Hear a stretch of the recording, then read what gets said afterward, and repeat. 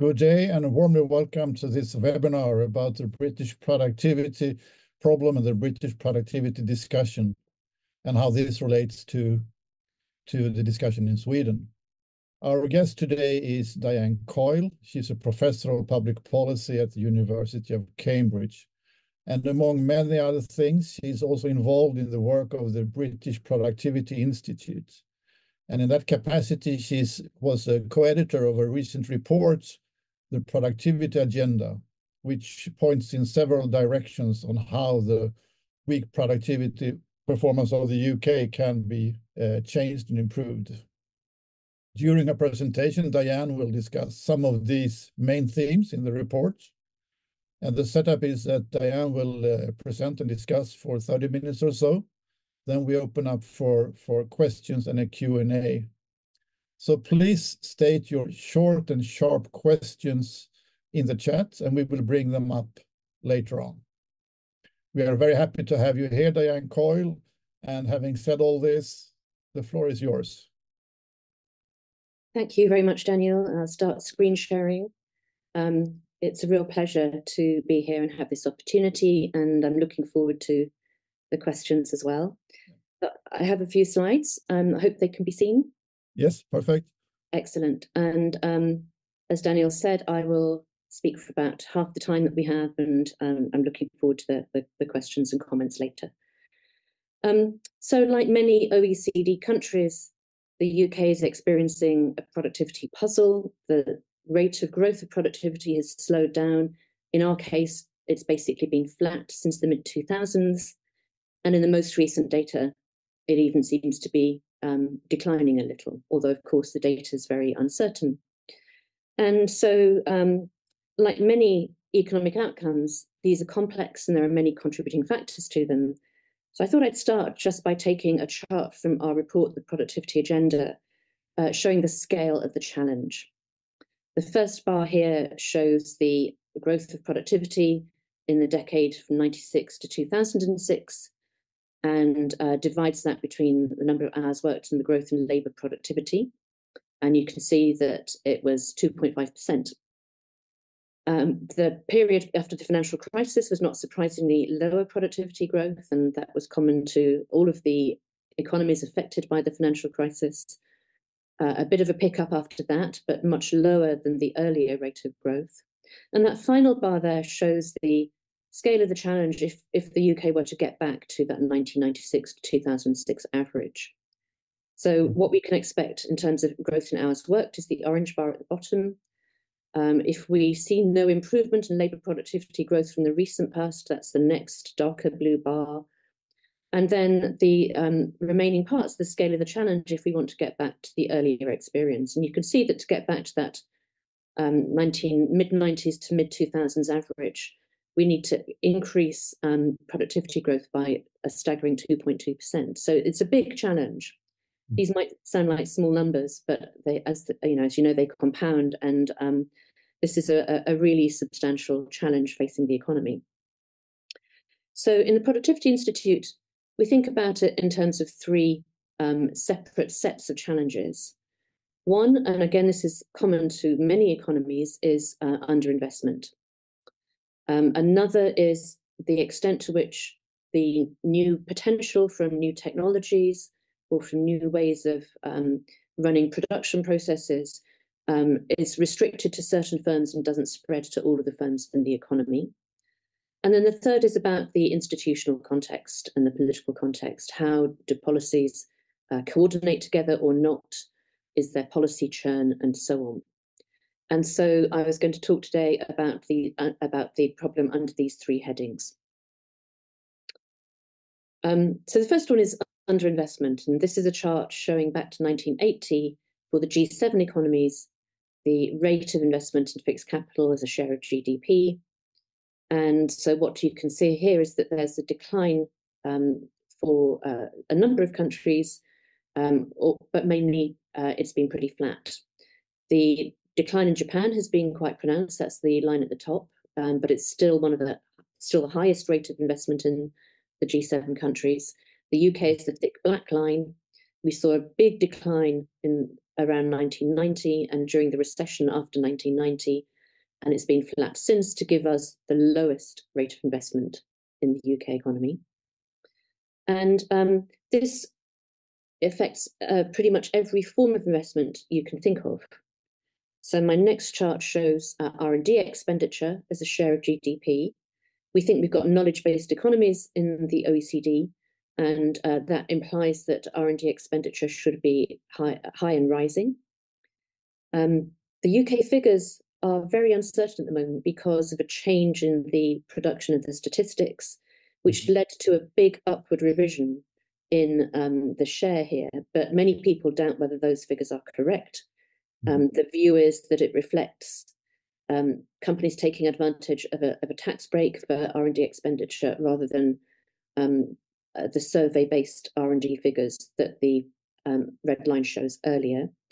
But in any case, even on the new estimates, we're in the middle of the pack for spending on R&D as a share of GDP. And you can see that some other countries here have seen very big increases by comparison. Israel at the top of the chart, Korea, a very large increase indeed, China and Taiwan also increasing there. And so if you take the old set of figures, the UK stands out for having declining R&D spend. And even on the new set of figures, we are at best in the middle of the pack among OECD economies. So that's one form of low investment spending. Another form is education spend, investment in human capital. And this is a chart showing for the UK, the expenditure per pupil in constant prices since 1989 to 90. And like R&D expenditure in a knowledge-based economy, you would expect this to be a rising share of the total. And in fact, it's been rising in early years and flatter in later years. And for higher education in particular, actually in decline. And UK universities are in very difficult financial straits at the moment because of a decline in the number of foreign students who have always subsidised the education of British students. So that's the education expenditure. I could add investment in infrastructure. I could look at private and public sector investments separately. I could even look at the investment by the private sector in UK success stories such as financial services or ICT. And you'd find that investment has been at best flat and probably declining as a share of value added in those sectors. So we have a very big underinvestment problem. And I don't think this is at all unique to the UK, but it's somewhat worse in the UK than in countries that we'd like to compare ourselves to. Now, we are in the middle of an amazing technological transition affecting two what economists would call general purpose technologies. One is the energy transition from fossil fuel-based energy systems to net zero energy systems. And the other is, of course, information technologies, digital, AI, and the ongoing transformation there.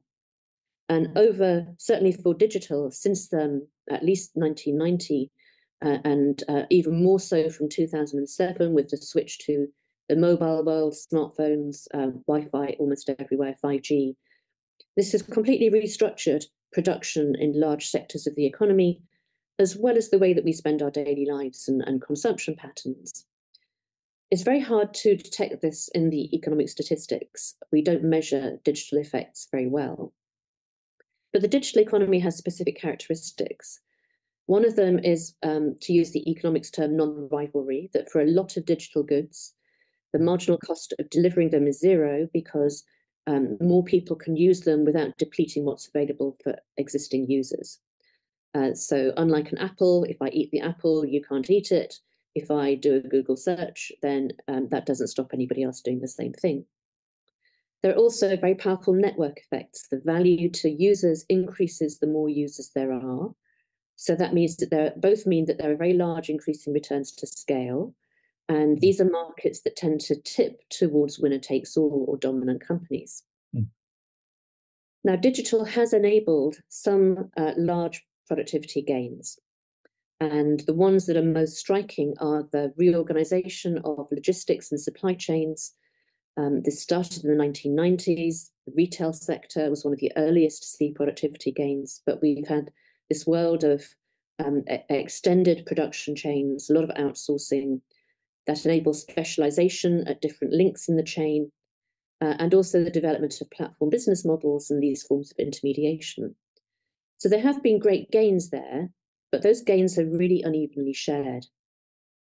The chart here comes from a recent report by the Institute for Fiscal Studies looking at the productivity among firms in the UK at different productivity levels. And what the blue and green lines show you is that the top 5 or 10% of firms have seen, since the mid-2000s, continuing increases in their productivity, although with a bit of a slowdown.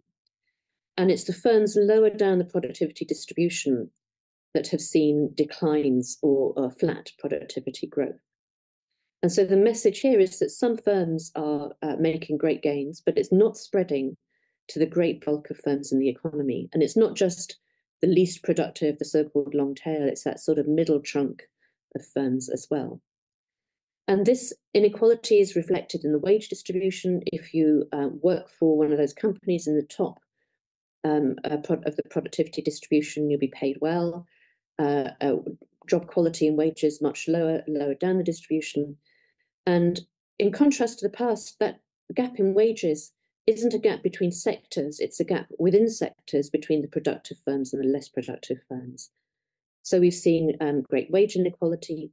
And this inequality is also reflected in things like the stock market, and people who've had assets have seen the returns to those assets increasing as stock markets have risen, but people without savings have experienced until very recently extremely low interest rates on their savings and so on. So this inequality in the economy is refracted through all the different measures that you might look at. And what it means is that in median income terms, there have been no improvements in living standards in the UK, as in the United States, for a very long time now. And that can't help but get reflected in political outcomes and discontent. So I want to focus for a bit on the dispersion question. And the next few slides talk about a study that we've been doing, interviewing a lot of companies about their use of a particular AI technology, and it's Epic Games' Unreal Engine. This is a games engine which allows real-time 3D visualizations. It's available on license for companies to use and not very costly. The training is open source, it's free online, and there's a community of users of the engine who are there to help others who have problems. And it's been adopted by companies from urban design and planning, auto design, and architecture, as well as special effects companies and games companies. And so this is a visualization by an urban planning company that has adopted Unreal Engine. They had to buy some specialized GPUs and workstations to be able to adopt this technology. So that was an investment cost. But there's a workforce that's very familiar with games engines. We've got a large games sector, so there isn't a skill shortage. And what it allows the company to do is visualize in real time plans for their clients. So this is an image from a large development in the east of London, and they could sit down with clients and change aspects of the design at the workstation in real time. They could fly the clients through so they can see it from different perspectives. And this was a big change from the previous practice of taking a set of plans and drawings, discussing them with clients, sending them back to an outsourced company to do 2D rendering of a 3D design, which would take 3 to 5 working days. So it's a big time saving, and it improves the quality of the work that they can do with their clients. And so the productivity gains that they reported, and this was true across the companies we interviewed, seemed quite large. So faster iteration, dramatic saving of time, better creative quality. It allowed the consolidation of production stages, which was also time saving. It didn't have to do any physical modeling, which would normally have been the case. It improved relations with clients. They have free access to resources and a good talent pool. There was some cost, not only in terms of the equipment, but in adjusting the engine for their own uses. So some upfront costs there, but these look like very large productivity benefits. So the question then becomes, well, why isn't everybody using this when it's relatively cheap to adopt and has all these huge benefits? And there turn out to be a number of barriers. I mentioned the costs, but the big barriers are about changing how companies are organized and who does what. And so even if one set of users in a company is adopting the Unreal Engine, their counterparts in other parts of the company are very reluctant to change their practices. And this sort of conservatism or resistance to what a management consultant would call business process reengineering seems to be the largest cost. And I think this is clearly true if you think about adopting other AI tools across the economy. We've also conducted a lot of interviews about digital technology in general with chief information officers or chief technology officers.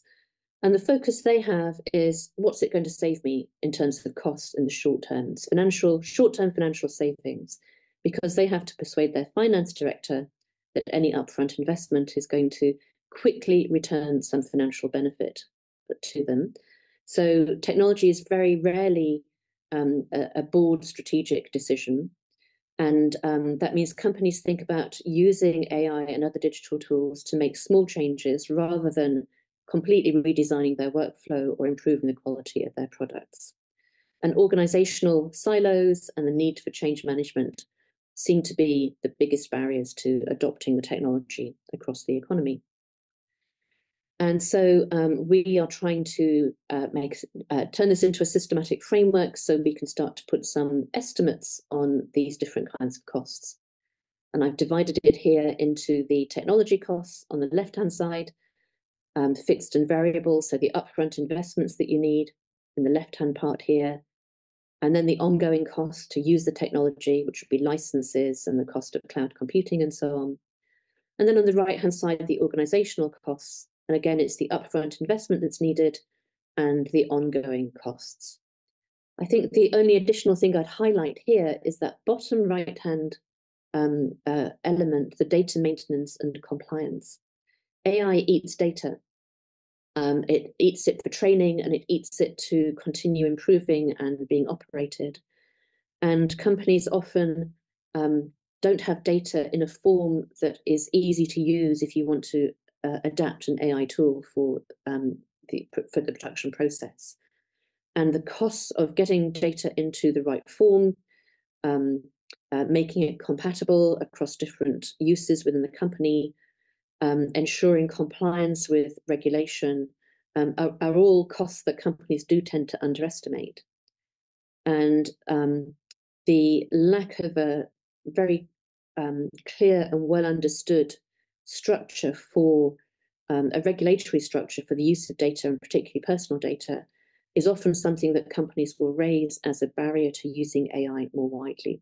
They're just not sure what they're allowed to do, what would be in breach of the regulations, or indeed how much work it takes to get data sets into the kind of order that can use AI. And so this, I think, is something that if we're hoping to see AI really increase productivity growth, something that governments are going to have to focus on more than they have so far. So the point of talking about process change, business process reengineering and change management is that the big gains in productivity in the past have all been about process innovations. We focus on the gadgets or the technologies, and actually it's how they're used to change the way that production happens that drives productivity growth. And this table just sets out some past examples, all the way back to what's called the American system of manufactures, which was making interchangeable parts for manufacturing, through to much more familiar just-in-time production in the 1970s and 1980s, an import from Japanese process innovation. But more recently, as I was saying earlier, it's been production networks and these very extended supply chains, which enable specialization, and an increase in productivity at each stage of that chain. And so that's the kind of process innovation that we are probably going to be looking at in future with AI. So thinking not just about what are the technologies or what of their existing processes are companies doing, but how might those processes change is an important part of the productivity challenge. So as I said earlier, that we divided this productivity challenge into three parts. One is investment, another was the spread of new technologies, the third is the broader policy environment. And this is a chart from a recent paper showing the decline in business dynamism across European countries. These are quite striking declines, mostly post-financial crisis, but if we don't see some kind of uptick soon in business dynamism, the message there is that incumbents have a hold on markets and new firms are finding it hard to enter markets. The less productive old firms may not be exiting markets. This is a chart showing job reallocation. If I showed entry and exit in different markets, you'd get a very similar kind of pattern. Now, of course, job reallocation means a change in the job market, which workers obviously are very hesitant about for good reason. But that kind of switching, not just between different sectors of the economy or different types of tasks, but the development of whole new sets of skills or processes, that labour market change is an inextricable part of the production change that comes with new technologies. So thinking about business dynamism, competition policy, can new firms enter and grow into markets, but also what are the labour market implications of that is an important part of the policy environment. We've seen in past periods of upheaval, such as the early 1980s and early 90s, with deindustrialization, that many governments are very bad at helping their workforces make those kinds of job market transitions and skill transitions. So a question would be, can we do it a bit better this time? There also needs to be scale in markets. And the point of this illustration is to contrast two technologies that spread in the past. So one was about videotapes, and two formats competed in the market, VHS1, and that was fine. And the implications were that some consumers had bought video players that were going to be redundant. Some manufacturers had invested in making the wrong kind of format, but the economic welfare costs of that were not large. It was fine to have those competing standards fight it out in the market. And eventually the market got to scale, and there is, within different regions of the world, a common standard that enables economies of scale. The contrasting example is the mobile phone GSM standard, which was brought about by the European Union, coordinating the trade bodies to agree to a common standard, which started to spread in the 1980s. The US at the time had two competing technical standards, as well as GSM, it had CDMA. And the upshot was that mobile phone use spread more quickly in Europe, and the manufacturers, handsets and network equipment were able quickly to start delivering economies of scale, and costs came down. The standard then spread globally. And before very long, there was a large global market for all the equipment and the services operating on the same technical standard. And that meant the cost of mobile dropped dramatically, and that helped trigger the whole reorientation of production and consumption, not only in the OECD economies, but also in the developing world, and the amazing effect that had on economic opportunities for people in low-income countries. So the point is that standards help create scale. That brings down costs very quickly because of the straightforward economies of scale and the learning by doing effects. With digital technologies and energy technologies, I would argue that we're in a phase where that kind of policy coordination will be really helpful to get us to the right kind of scale very quickly, because the economic welfare effects of these transitions are going to be large. So thinking about standards and how to have those standards apply as widely as possible will be really helpful for driving productivity growth. And again, to go back to the data example, thinking about data standards and the technical standards for data sharing, as well as the legal standards for data use and data sharing, would, I think, really help markets in digital services and products grow very quickly. Structural change needs investment too. I talked right at the start about how low investment has been.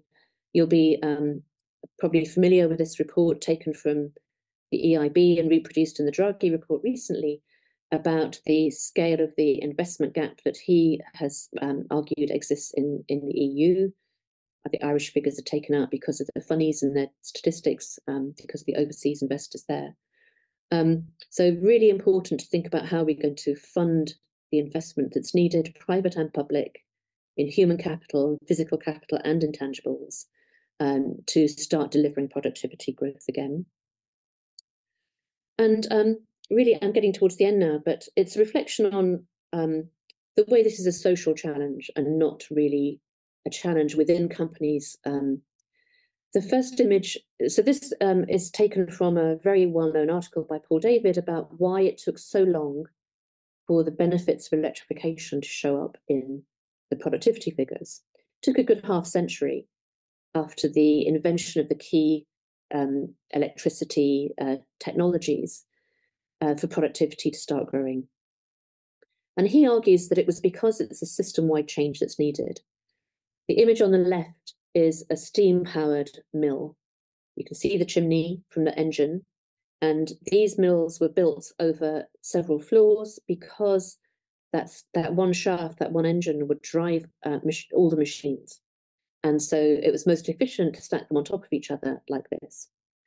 When you have electric dynamos and you could put those on each machine in the production process, that paves the way for inventing the assembly line, but that needs flat buildings instead of tall buildings. And the picture on the right is the Ford River Rouge plant, which was famously the first to implement the assembly line. And so there's a whole literal rebuilding of the economy needed to capture the bulk of the gains from electrification in production. That also applied to consumption, the market for consumer products that required electricity, and the build out of the distribution and transmission network to enable that to happen. That's a large-scale investment, took a lot of time, and was a physical rebuilding of the economy. And so if we're talking about these very key general-purpose technologies, this is the scale of change that we're talking about. So it's organizational change within companies, but also organizational change at the level of societies. And so we're talking about a whole range of policy coordination that's needed. So I just, this is I'm giving my book a plug. It's out at the beginning of April. And the first half of the book is really about what we fail to measure in terms of productivity and digital change now. And it raises a number of questions about what's the policy framework that's needed to bring about this large-scale social change. If the technologies are going to create value, then how does that value get distributed? What's the social contract that emerges from it is a key question for all of the OECD societies. And so I'm going to end just with a list of questions about what policies, as well as research, do we needed? How do we think about getting the new technologies adopted within firms, and what are the implications for the jobs and the wages that those firms are able to offer? What is the productivity impact, and to what extent are companies simply saving costs versus re-engineering the uses of technology? And so one specific question here would be, a lot of companies are already using AI in their hiring processes.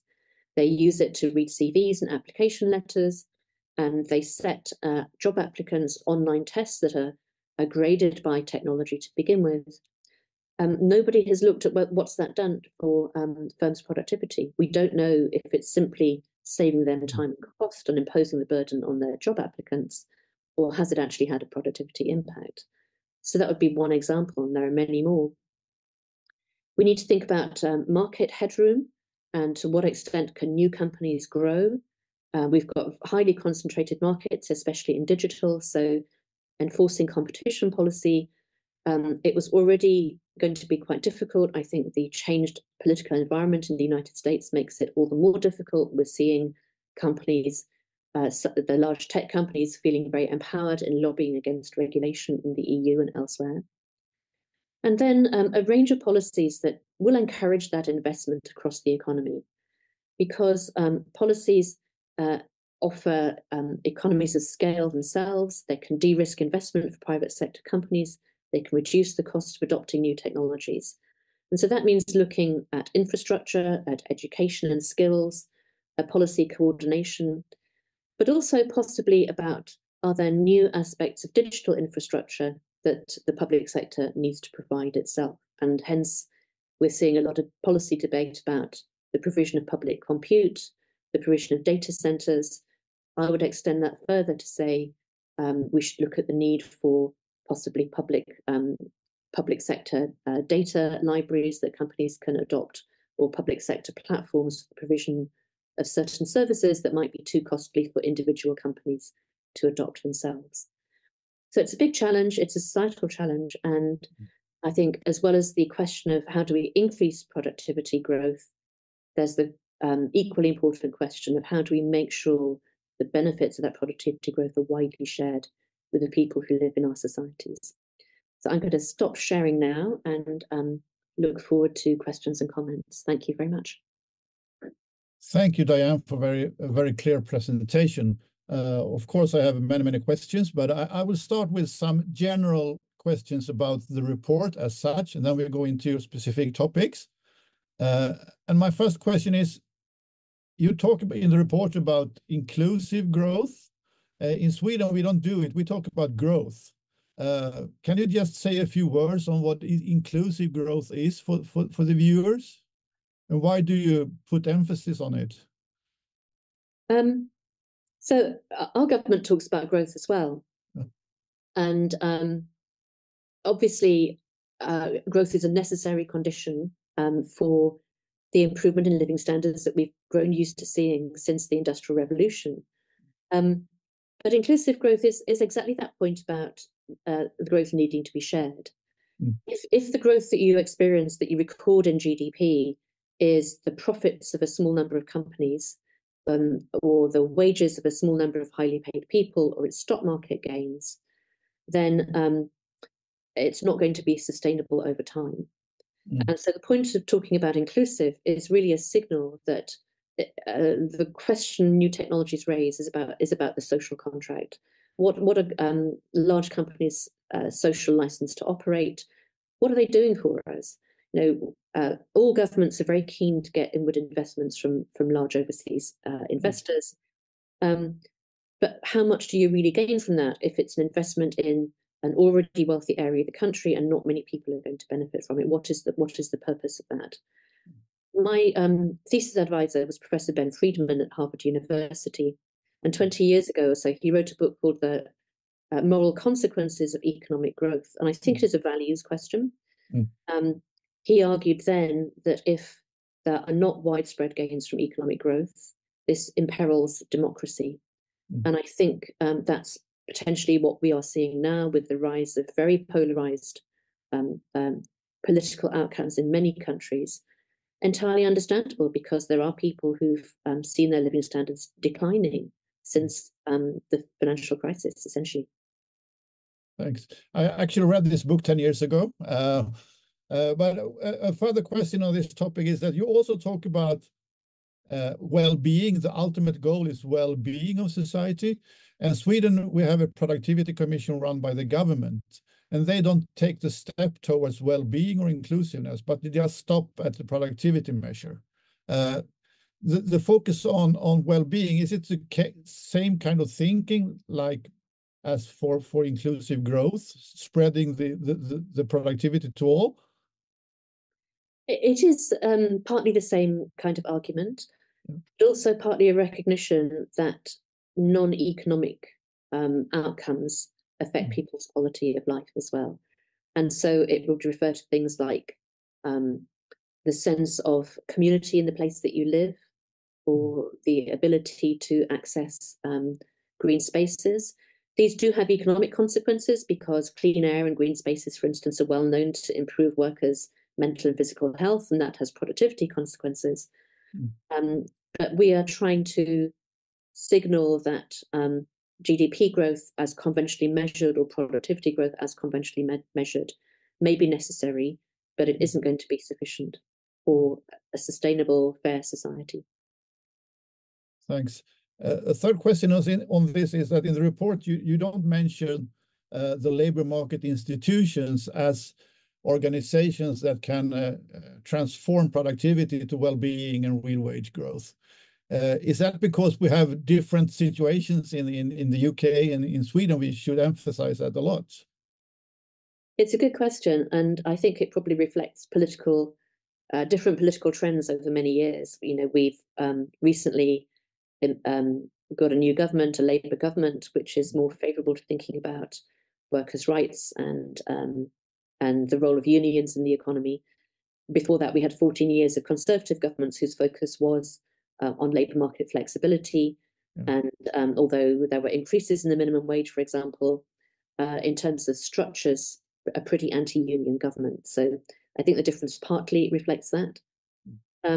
I guess the other observation I would make is it depends a little bit what kind of unions, and if they are the sorts of unions organised around specific workplaces, that doesn't mesh very well with the kinds of economic restructuring that might be taking place now. So I would contrast those kinds of unions with the kinds that have emerged around so-called gig labour platforms, where they do span multiple different employers.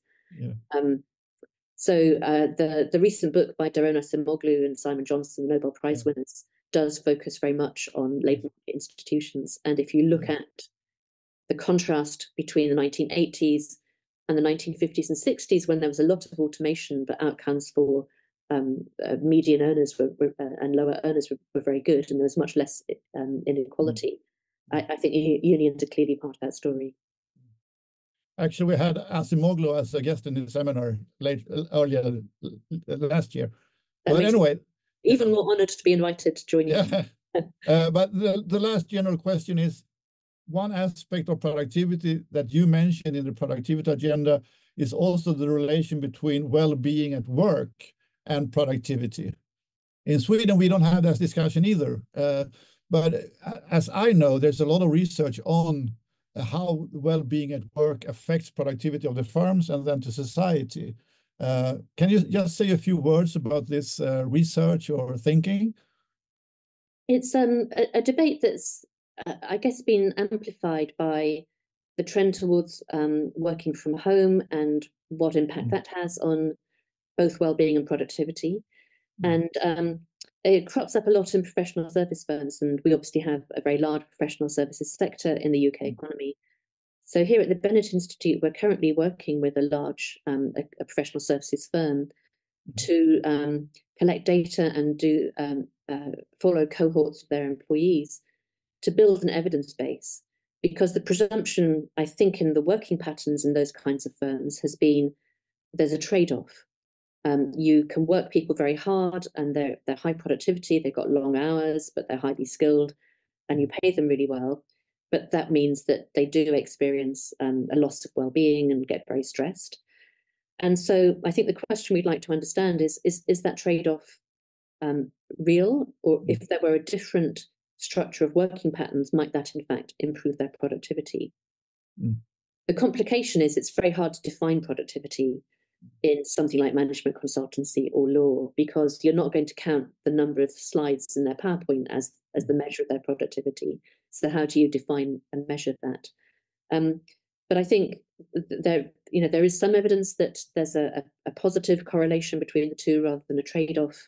And we are trying to contribute to that evidence base and understand better what work structures, hybrid working patterns, hours of work might increase both well-being and productivity. I know that your colleague Jan Emmanuel Deneuve from Oxford is publishing a book on focusing on happiness at work and the effect on firm outcomes this spring. So hopefully we will have him in a seminar later on. Oh, I look forward to reading that. Yeah. But okay, that was more the general questions. Then I turn to the underinvestment issue. We have the same discussion in Sweden, but you say that in the report you have the problems. The diagrams show the same for several decades, but also you said that the problem really got stronger after the austerity of 2008, austerity. Is it a problem? The financial crisis didn't just put the productivity growth down, but also the investment rate for future productivity was going down. Is that the story? Yes, I would agree. And if you look at, or the way I was taught economics in the basic textbooks was that there was a conflict between investment by the public sector and the private sector. Yeah. Because if the public sector borrowed too much and that put interest rates up, then the private sector would invest less. Yeah. I think there's, since then, which is a very long time ago, emerged a lot of evidence that public sector investment increases private sector investment. And particularly investing in infrastructure and skills, because that's what businesses need to generate a return on their own investment. And so if the public sector and the private sector are doing complementary things rather than conflicting with each other, then an increase in one will enable an increase in the other.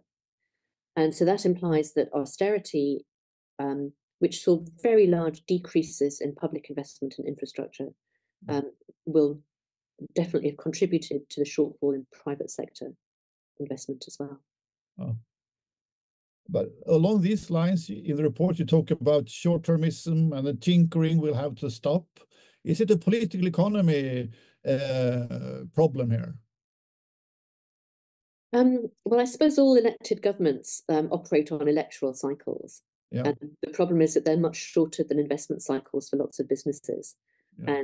And in effect, governments are saying to individuals, take decisions as a young person that will affect your lifetime earnings, and to businesses, invest in things that have a 10 or 20-year returns horizon for you, but we might change the policies that affect those returns in the next 6 months.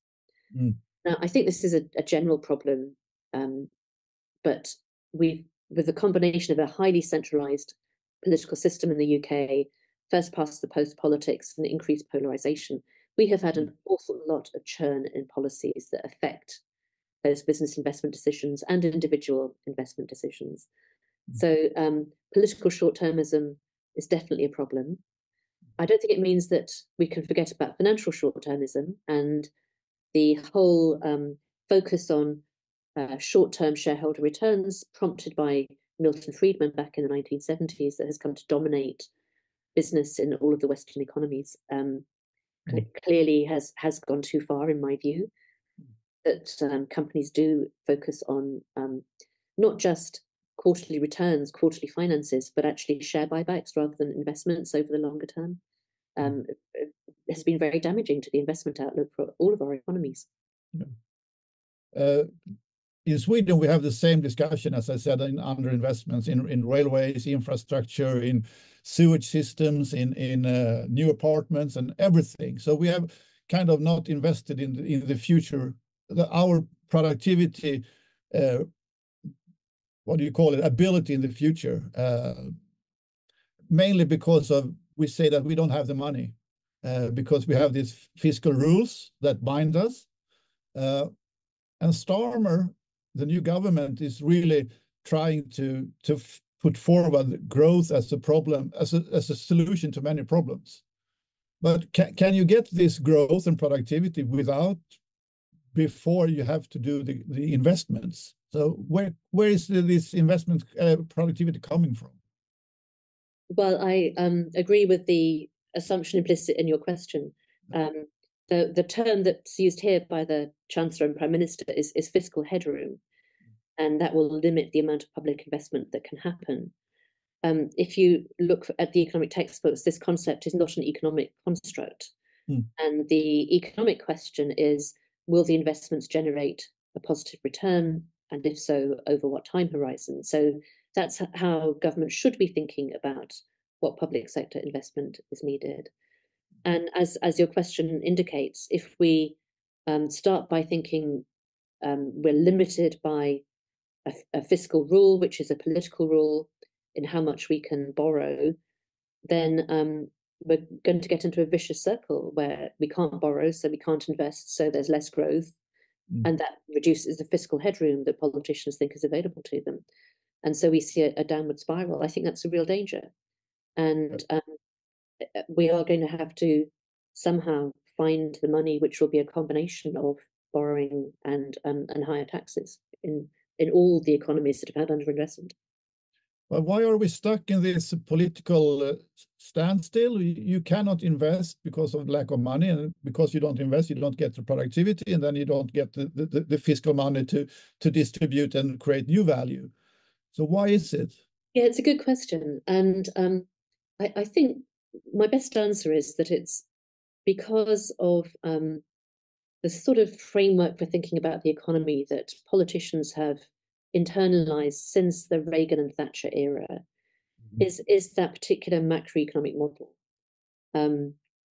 And we need to switch models. We need a different philosophy of what it is that's going to enable sustainable, inclusive growth in our economies and our societies over the longer term.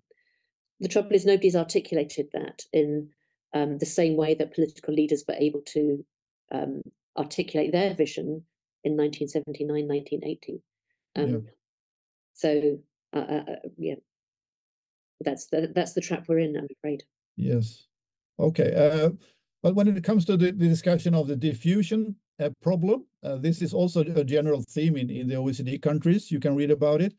I mean, the conventional theory says that the spreading issue should be solved by the market quite easily, but that is not the case.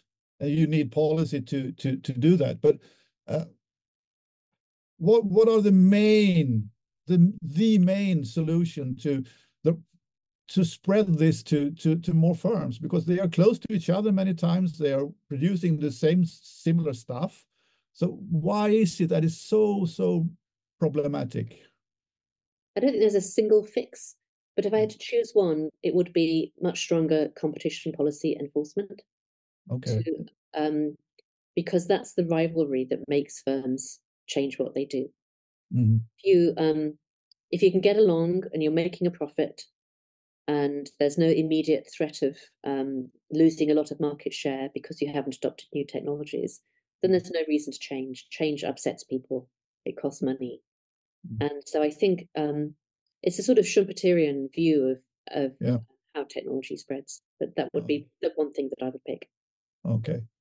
Then I guess you're a bit worried then when it comes to these high markups for the big tech firms, and you know that the concentration is up, and there are books about the profit paradox and so forth. So we seems to be in a period for 20 years where the big companies make more profits and the distribution of productivity is going up. How can government, I mean, the big companies are also very productive, but they can also protect their market share and set too high prices. So can you also reduce productivity when you try to make the competition stronger for these firms? I would look at the distribution of the productivity they create. They don't pay high tax. They don't pay their fair share of taxes. They reward their executives much more, so that the income gains are going to executives in those companies rather than people who are working on those platforms. So I'm not sure I think it would reduce productivity short term, but even if it did, if those gains were more fairly spread, I'd take that trade-off. Okay, understand. Okay, then we go for your specialities on AI and intangibles. And my first question on this is that when we are becoming more knowledge intensive, is intangibles becoming more of a productive force, and we are less reliant on traditional physical capital? Is that a trade-off we have seen, or should we see it? So ideas have always been important in the economy. Yeah. What's become different is the ability to capture those ideas in the form of data or in the form of patents. and copyright. And, this is something that's become quite contentious now. I think there is a real debate to be had about the extent to which we need to, in effect, give companies monopoly rights over some of their knowledge, some of their data, some of their patents. And again, it's a value sharing question. How does knowledge benefit society as a whole rather than just the inventors? And there's a well-known trade-off. You've got to reward inventors for doing the work. Has that gone too far? Yes. And we're a little bit later today, we're launching a report on copyright and AI and the extent to which allowing big tech companies to absorb all the creative output that other people create is actually going to damage the UK's creative industries, which are focus for industrial policy and very strong. And so we are arguing against the kind of exemption the government is proposing to allow big tech companies to use copyrighted material for AI training. So it has become more important. The economy has become more intangible, and that means thinking through policies for intangible assets has become more important. In that sense, you also think about patents, and are the patent rules too strong because they can monopolize for too long, or is that the direction you think of, or? Patent, the length of patents is not as long as copyright. It's copyright. The length of copyright is egregious and can't possibly have good economic effects. So I think patents are important to incentivize investment in new products and innovation. But it's the question that I talked about earlier of having a clear regulatory framework that enables economic growth. And an example I would give is embryology regulation in the UK. Okay. We had a commission led by Mary Warnock that led to legislation in the 1980s, setting out very clear and strongly enforced rules about what could and could not be done in embryology research. And no other country had that clarity. And that enabled the UK to gain real strength in life sciences, which we still benefit from today. And so figuring out what data ought to be shared, what should we try to force big tech companies to share on the model of open banking, for example, what is and is not allowed in terms of use of copyrighted materials. Even if you disagreed with what the exact outcomes are, getting some clarity about that is important for de-risking the investment that we're going to need in new technologies. One part of the reports on AI, you quote, you discuss this topic of, is new ideas more difficult to find? You need more researchers, research funds to create the same amount of research output. Is that a real problem, or is it just a data problem, or is it really more difficult to find ideas and get them to research output today? I don't think it's more difficult to find ideas. There are lots of ideas around. I'm in a university that's awash with ideas. Yeah. I don't believe the argument Robert Gordon has made that new technologies are less important than the technologies of the early 20th century. We could see huge transformations in healthcare and energy use that would be transformative. That potential is there. The question for me is, are new ideas getting harder to use rather than are they getting harder to find? Okay. Which does take us to the questions about market entry, about investment that we've been discussing so far.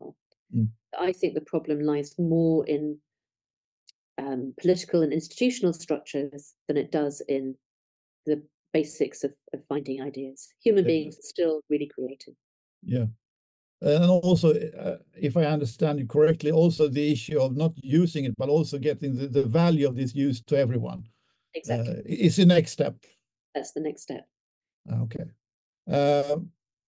So the Acemoglu view about AI is that it has democratic problems and so forth, but also that the civil society and trade unions and everyone should be more involved in a discussion on the use of AI. So less thinking about machine intelligence and more focusing on machine usefulness. What can AI do for us more than being smarter than our humans? I kind of suspect that you are in the same line of thinking, or what do you say? I am. I do agree with that. I'm quite worried about the way that not even new advanced AI, but traditional machine learning AI is being used to make decisions that have a big impact on people's lives, whether it's in criminal justice in the United States or welfare or housing decisions or image recognition used by police. It's being used in ways that could have a big impact on people's lives. And there's very little discussion, democratic discussion about what does good look like, what is a good outcome from these uses of AI systems. And they're being used in areas where my incentives and the incentives of the user of AI are not necessarily aligned with each other.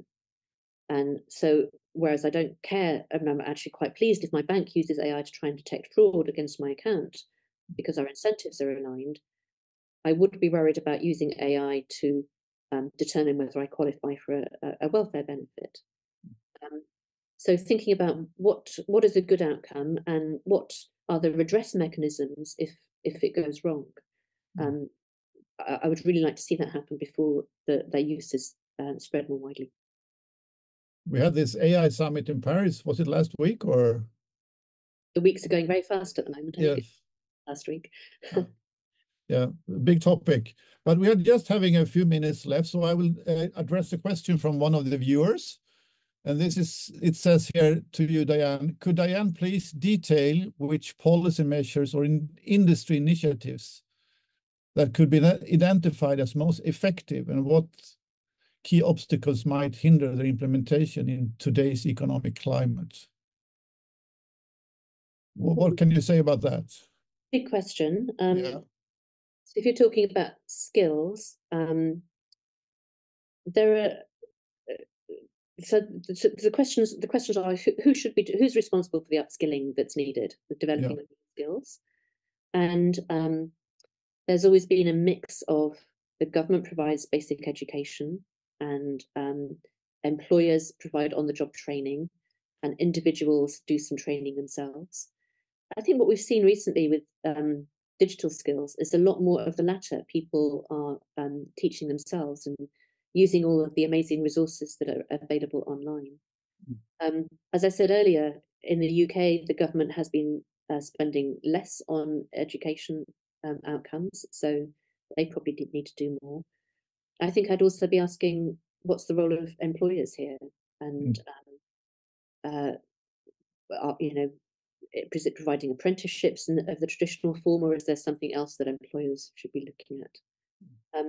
But the trouble with all of these questions is there isn't usually a single answer. It's a problem of policy coordination, and complex problems need a lot of different changes. So at the same time as we have seen more of short-termism, you need more long-termism and more coordination from different perspectives, and then you in reality meet short-termism. So that's a big challenge, I guess. That's a good way of putting the challenge in a nutshell. Okay, we just have a minute or two left. I just want to tell the viewers, not from Sweden, that the Swedish government and the Swedish social partners have a few years ago agreed on a new system on lifelong learning, where you get really a lot of money. You can get a decent wage for studying for a year, and the government and the trade unions and the employers organize this together. So if you are 50 years old in Sweden, you can get 80% of your wage for 1 year to reestablish yourself at the labor market. So that's one way to hopefully contribute to the positive reallocation of work in a digital age. Sounds a great model. Yeah. But the union side had to pay for a little bit less of employment protection. So it was a trade-off, and the government supported it. But anyway, is there anything more you would like to add to our viewers before we close down? Nothing specific. If I can plug my book again, it's out on April 1st, so please do have a look at it. And all of the material on which I've drawn is on the Productivity Institute website or on the Bennett Institute website. And if anybody wants to follow up with me, I'd be very happy to talk to them. Yes, and every second week I write a chronicle about the new book, and I will write about your book later on. So. But very nice having you with us, spending a time with us. It's an honor for us, and hopefully we can keep in touch in the future. Thank you all so much. Thank you. Bye.